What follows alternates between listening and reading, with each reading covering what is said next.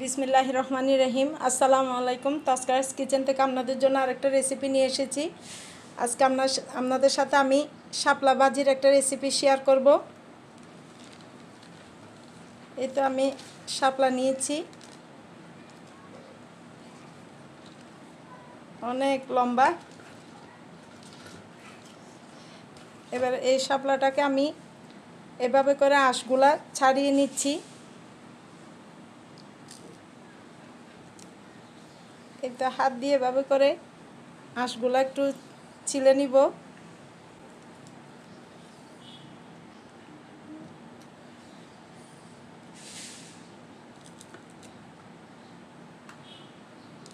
তারপরে আমি এভাবে করে পিস পিস করে নিচ্ছি।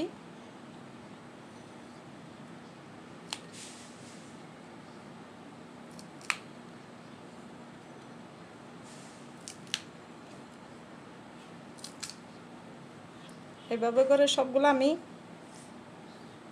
বেছে নিচ্ছি।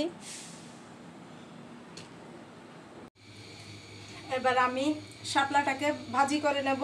শাপলা ভাজার জন্য পরিমাণ মতো তেল গরম করে নিয়েছি।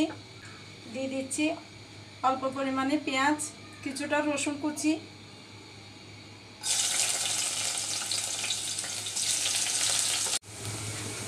দিয়ে দিচ্ছি 1 চামচ লবণ,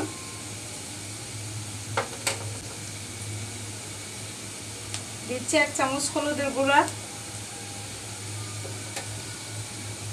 অল্প চিংড়ি মাছ দিয়ে দিচ্ছি।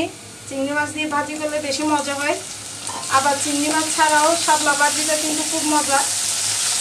হাতের কাছে চিংড়ি মাছ না থাকলে এমনি ভাজি করে খেতে পারেন।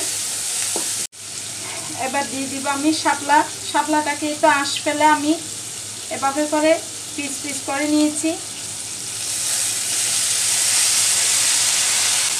দিয়ে দিচ্ছি 4-5টা কাঁচামরিচ।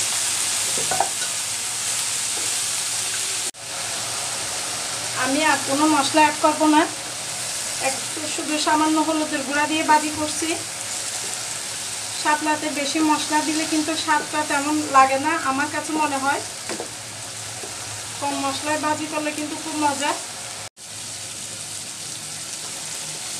এইটা আমার শাপলা ভাজি হয়ে এসেছে, কোনো পানি নেই।